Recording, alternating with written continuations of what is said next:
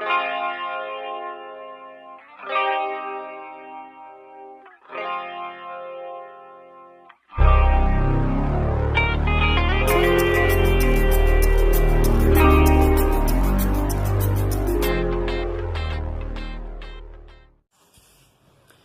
aí galera, tudo bem com vocês? Muito prazer, meu nome é Anderson do canal, na verdade deste novo canal, ABC do Evangelho, que tem o intuito aí de trazer para vocês esclarecimentos sobre verdades centrais das Escrituras Sagradas, alguns assuntos teológicos.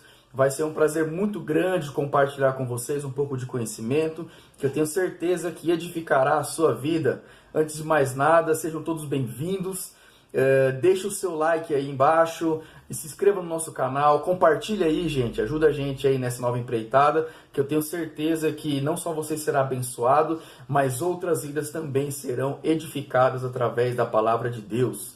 Pessoal, a intenção deste canal, como o próprio nome já diz, ABC do Evangelho, é trazer algumas verdades básicas da Bíblia Sagrada, ou até mesmo da fé cristã no geral, que aparentemente para você parece que é algo muito obscuro, algo muito duvidoso. A nossa intenção é justamente essa, é pegar esses termos básicos e trazer luz para você.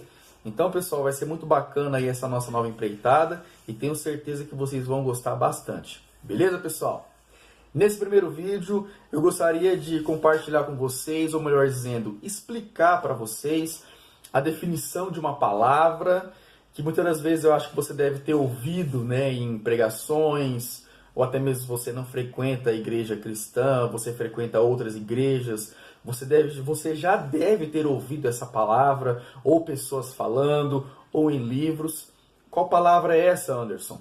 A palavra que nós vamos falar hoje é a palavra evangelho.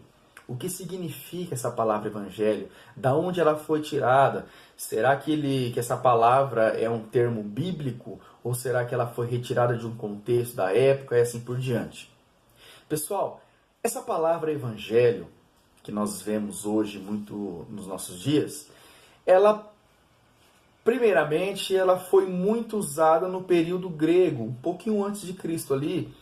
E ela era muito usada num contexto, pessoal, onde quando alguém trazia uma mensagem, ou quando alguém anunciava uma notícia política, ou quando uma pessoa vinda da guerra trazia notícias às pessoas que estavam esperando, quem sabe a sua família, quem sabe um membro da sua família que estava na guerra. E essas mensagens, quando elas chegavam aos ouvidos das pessoas, causava nelas uma alegria muito grande, até o ponto dessas pessoas dizerem que essa mensagem que elas receberam foi uma dádiva dos deuses. Por quê? Porque causou nelas, na verdade, uma alegria muito grande. Então isso, para eles, né, o evangelho era uma boa notícia, tanto militar quanto política e assim por diante. Mas, pessoal, passando o período grego, quando foi exatamente no período romano, né, quando houve o Império Romano e assim por diante, foi que essa palavra evangelho toma o seu sentido religioso. Como assim?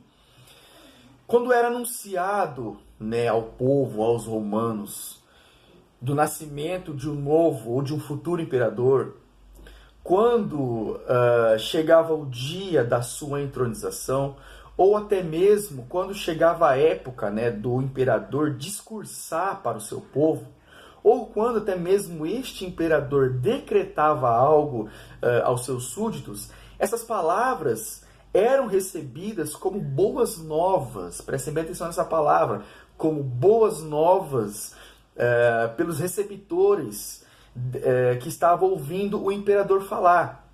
Por quê, pessoal? O imperador romano, naquela época, ele era tido como Deus, como soberano, como acima de tudo, como acima de todos, como uma espécie de Deus. Então isso causava uma alegria muito grande às pessoas e dava a elas o prazer e privilégio de cumprir a ordem do seu Senhor.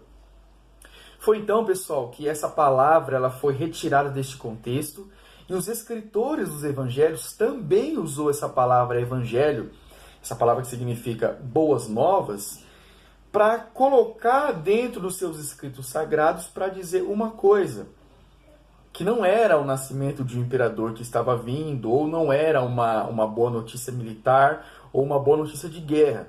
Pelo contrário, a boa nova que foi registrada nas escrituras sagradas, a boa nova era que a promessa havia se cumprido. Que promessa é essa, Anderson? A promessa que Deus fez lá no passado se cumpriu agora em Cristo Jesus por intermédio do seu nascimento. A gente vê isso mais especificamente no Evangelho de Marcos, capítulo 1, verso 1, quando ele começa esse versículo com os dizeres: princípio do Evangelho de Jesus Cristo, Filho de Deus. A gente entende que Marcos ele não colocou essa palavra à toa aqui. Marcos ele não colocou ao acaso. Ele teve um propósito especial. Por quê?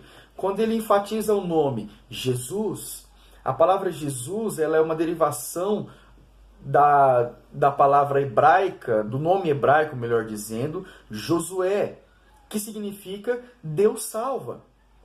A pergunta que cabe a nós é: Deus salva o quê? Deus salva quem?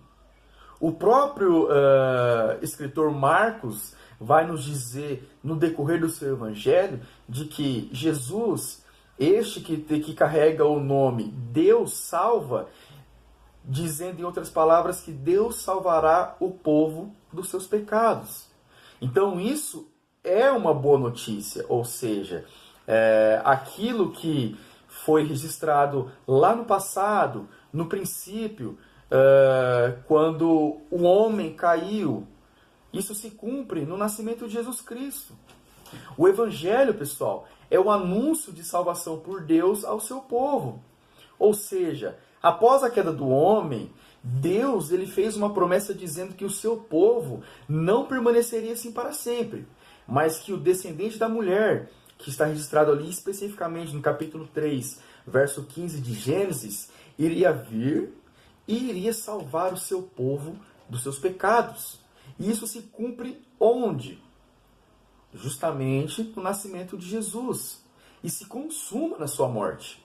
O que se entende com isso, galera, é que o centro do evangelho, dessa boa nova, é Jesus e a sua obra na cruz do Calvário. O evangelho mostra que Deus, para salvar os pecadores do castigo eterno, para salvar os pecadores ou livrar os pecadores da ira santa de Deus, envia o seu Filho para nos substituir, prestem bem atenção nessa palavra, para nos substituir na cruz, pagando o preço pelos nossos pecados. Pessoal, este é o Evangelho, essa é a sua mensagem. Cristo crucificado, pagando o preço pelos nossos pecados na cruz do Calvário. Já dizia um grande homem de Deus, um grande escritor, um grande pregador chamado John Stott, ele dizia dessa forma. Perguntaram para ele o que é o Evangelho, e ele responde dessa forma: o Evangelho é Cristo crucificado, sua obra consumada na cruz. E ele dizia mais: e pregar o Evangelho é apresentar Cristo publicamente como crucificado. Olha que interessante, pessoal.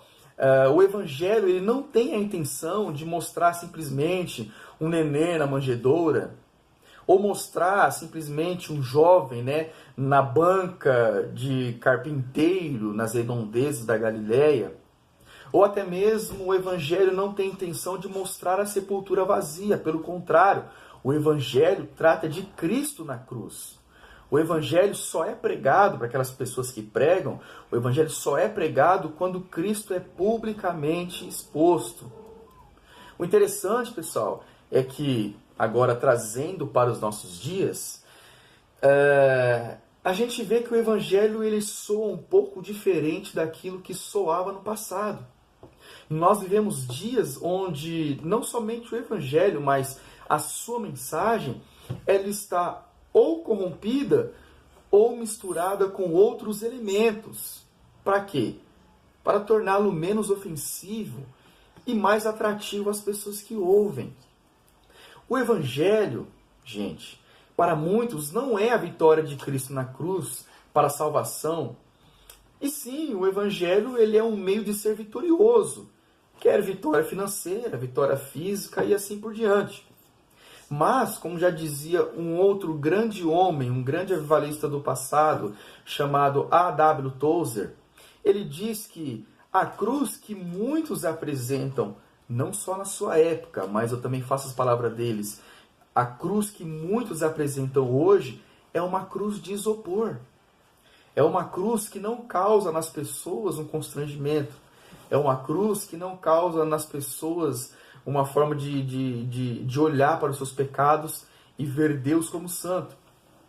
A mensagem de hoje deve ser a mesma quando foi apresentada pelos primeiros discípulos. O evangelho não mudou, pessoal. Eles, os evangelistas, não diluíram o evangelho para serem mais populares. Pelo contrário, muitos morreram por essa causa, né? Eles não mudaram seu conteúdo. Mostraram que só tem uma mensagem. E é essa mensagem, a mensagem da cruz, que deve ser anunciada. Pois é no Cristo crucificado que vemos a esperança para o pecador. É no Cristo crucificado que vemos a vida através da morte.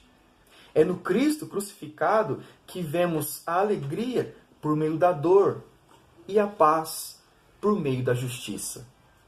Pessoal, este é um breve vídeo falando aí um pouquinho do Evangelho, o que significa. Com certeza, né, tem mais coisas a dizer, mas para o vídeo não ficar muito longo, nós resolvemos parar por aqui. Quero desejar a vocês aí que vocês sejam edificados com este vídeo, que você venha compartilhar. Qualquer coisa, pessoal, deixa a sua sugestão na descrição aí abaixo, o seu comentário, a sua sugestão de vídeo, que possivelmente nós iremos responder à medida do possível. Ok, pessoal? Fiquem com Deus e um abraço.